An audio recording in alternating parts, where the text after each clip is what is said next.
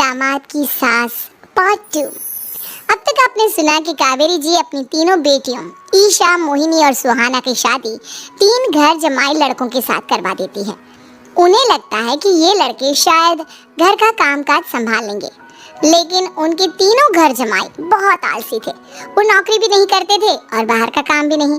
कावेरी जी ने अपनी बेटियों से कहा कि वो प्रेगनेंसी का बहाना बनाकर अपने पतियों को सबक सिखाए। अब सुनिए आगे। मम्मी, आपने जैसा कहा था हमने वैसा ही किया, लेकिन देखिए ना, विवेक का हाल तो वैसा का वैसा ही है।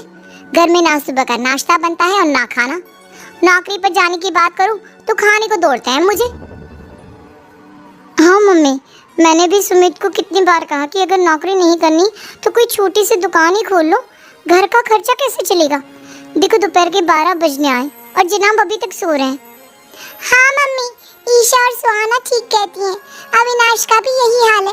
जब मैंने अपनी प्रेगनेंसी के बारे में कहा तो मुझसे कहने लगा, अरे दूसरी लड़कियां तो 9-9 महीने तक नौकरी करती है, बस डिलीवरी के टाइम छुट्टी लेती है। मोहिनी, तुम भी नौकरी करो। अब मुझे कहाँ नौकरी मिलेगी। मम्मी बताओ अब मैं क्या करूँ। हे भगवान, क्या सोचकर घर जमाई दामाद लाई थी मैं कि मेरी बेटियां मेरे पास रहेंगी और खुश रहेंगी, लेकिन इन आलसी दामादों ने तो हमारी जिंदगी को भी प्रॉब्लम में डाल दिया है। मैं तो कहती हूँ मम्मी, हम लोग वापस अपनी जॉब पर जाना शुरू कर देते हैं। बता देते हैं इन लोगों को कि हमने प्रेगनेंसी का बहाना किया है। नहीं नहीं बेटा, ऐसी गलती भी मत करना। अगर तुमने ऐसा किया तो इन तीनों की आदत और खराब हो जाएगी। अरे आज नहीं तो कल कभी तो तुम प्रेग्नेंट होगी, तब वापस यही प्रॉब्लम आएगी। तब क्या करोगी तुम तीनों। हाँ मम्मी, आपकी बात तो बिल्कुल सही है। इन लोगों को तो सुधारना ही पड़ेगा। लेकिन कैसे? अपने बच्चों के आने की खबर सुनकर भी इन लोगों पर कोई असर नहीं हो रहा। पैसे कमाने के लिए घर से बाहर निकलना ही नहीं चाहते ये तीनों। अब मेरे दिमाग में एक प्लान आया है। तुम तीनों चिंता मत करो, उन तीनों को बुलाओ, फिर मैं बात करती हूँ। थोड़ी देर बाद कावेरी जी अपने तीनों दामादों को सामने बुलाकर अपनी बात कहना शुरू करती हैं। अविनाश, सुमित और विवेक, देखो बेटा, मैं ना तुम तीनों से बड़ा प्यार करती हूँ, इसीलिए तो तुम्हें घर जमाई बना कर रखा है मैंने। अरे मम्मी जी, सीधे सीधे कहिए ना, क्या बात है। प्यार तो हम भी आपको बहुत करते हैं। अरे मम्मी जी, आपकी इज्जत भी बहुत करते हैं। अरे भाई, आपके जैसी सास और कमाने वाली बीवी सबको मिलती है क्या। हाँ मम्मी, विवेक और सुमित ठीक कह रहे हैं। आपकी बेटी से शादी करके मेरी तो जिंदगी ही अच्छी हो गई है। जानती हूँ मैं, और ये भी जानती हूँ कि तुम तीनों अपने अपनी बीवियों से बहुत प्यार करते हो। बेटा, बात ऐसी है कि हमारे कुल गुरु ने कहा है कि प्रेग्नेंट होने के बाद मेरी तीनों बेटियां शुरू के 4 महीने हमारे गांव में जाकर रहेगी, जहां मेरे चाचा जी रहते हैं। अरे लेकिन क्यों मम्मी, गांव में जाकर रहने की क्या जरूरत है इन तीनों को। वो क्या है ना बेटा, हमारे परिवार को एक श्राप है। अगर मेरी बेटियों ने यहाँ पर बच्चा पैदा करने की कोशिश की तो उनके बच्चों को कुछ भी हो सकता है। इसलिए अब से लेकर 4 महीने पूरे होने तक इन्हें गांव वाले घर में रहना पड़ेगा। हाँ तो इसमें प्रॉब्लम क्या है मम्मी जी, हम भी वहाँ जाकर रहेंगे, पिकनिक मनाएंगे। अरे भाई बीबी जहाँ, हम भी वहाँ। हाँ यार, आइडिया तो बहुत अच्छा है। शहर की जिंदगी में रह रहकर परेशान हो चुके हैं, अब कुछ दिन गांव में बिताएंगे। तुम लोग समझने की कोशिश क्यों नहीं करते। तुम में से कोई भी वहां नहीं जा सकता, और मैं यहाँ रहूंगी ना तुम तीनों के साथ। 4 महीने की तो बात है, उसके बाद ये तीनों ही लौट कर आ जाएंगी। ठीक है मम्मी जी, अब हमारे बच्चों का सवाल है तो ये तो करना ही पड़ेगा। कावेरी अपनी तीनों बेटियों को कुछ दिन के लिए घर से बाहर कहीं दूसरे शहर में रहने के लिए भेज देती है। कुछ दिनों के बाद, अरे मम्मी जी, बहुत दिन से पिज्ज़ा नहीं खाया, मंगवाइए ना। क्या बताऊं बेटा, पहले तो बेटियां खर्चा दे देती थी क्योंकि उनकी नौकरी थी, लेकिन अब तो मेरे पास पैसे ही नहीं बचे। थोड़े बहुत पैसे हैं जो बच्चों की डिलीवरी में काम आएंगे। लेकिन मम्मी जी, आपकी बेटियों को वापस आने में तो अभी बहुत वक्त बाकी है। वही सोच सोच कर परेशान हो रही हूँ। सोच रही हूँ कल से दूध भी बंद करवा देती हूँ। अब दूध वाले को देने के लिए पैसे भी तो नहीं है ना। अरे नहीं नहीं मम्मी जी, अगर दूध भी बंद करवा दोगी तो मुझे चाय कहाँ से मिलेगी, और चाय के बिना मैं तो मर ही जाऊंगा। क्या करूं बेटा, इसके अलावा हमारे पास कोई ऑप्शन नहीं है।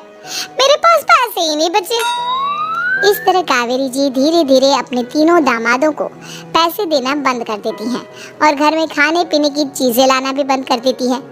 अब वो तीनों बुरी तरह से परेशान होने लगे थे और इसलिए एक दिन तीनों प्लान करके घर से बाहर निकलते हैं और बाजार में जाने के बाद यार अच्छा खाना खाए हुए कितने दिन हो गए, पता नहीं कब अच्छा खाना मिलेगा।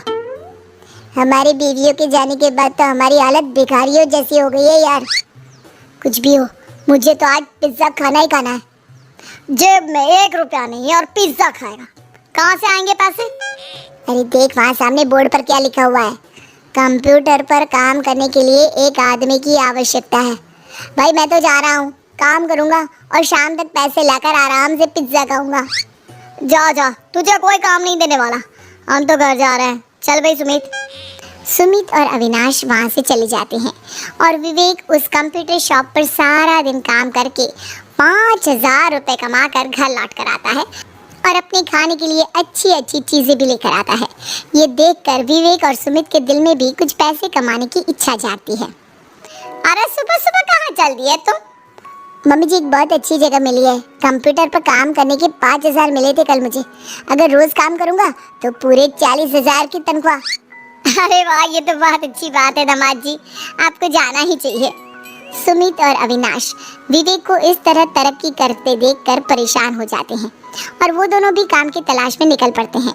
धीरे धीरे उन दोनों को भी काम मिल जाता है। अब कावेरी के तीनों दामाद छोटी मोटी नौकरी करके अच्छा पैसा कमाने लगे थे। एक दिन कावेरी उन्हें अपने पास बुलाती है। अरे वाह, विवेक 40,000 कमा लेता है, अविनाश 60,000 और सुमित तुम भी 40,000 के आसपास कमा ही लेते हो। कुल मिलाकर तुम अच्छे खासे पैसे कमा रहे हो बेटा। हाँ मम्मी जी, बहुत मजा आता है जब महीने के एंड में मोटी रकम हाथ में आती है। पूछिए मत मम्मी जी, घर में रहकर रोटी बना बना कर और तो जैसा महसूस होने लगा था मुझे तो। हाँ बेटा, तुम तीनों की बात तो बिल्कुल ठीक है और जानते हो अब तुम तीनों की पत्नियां भी वापस लौट कर आने वाली है। लेकिन मम्मी जी अभी तो उन्हें गए सिर्फ 2 महीने हुए हैं, आपने तो कहा था वो 4 महीने के बाद लौट कर आएंगी। ऐसा कुछ नहीं है बेटा, मैं सिर्फ तुम तीनों को सबक सिखाना चाहती थी कि आदमी घर में बैठकर बीवी की कमाई खाता हुआ अच्छा नहीं लगता। इस दुनिया में हर इंसान को मेहनत करनी चाहिए, काम करना चाहिए, चाहे वो औरत हो या आदमी, ताकि अपने परिवार को संभाल सके।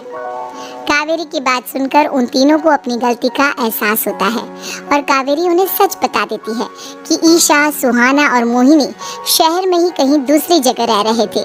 शाम के वक्त उन तीनों की पत्नियां लौट कर आ जाती है और कावेरी जी का परिवार एक खुशहाल परिवार की तरह रहने लगता है।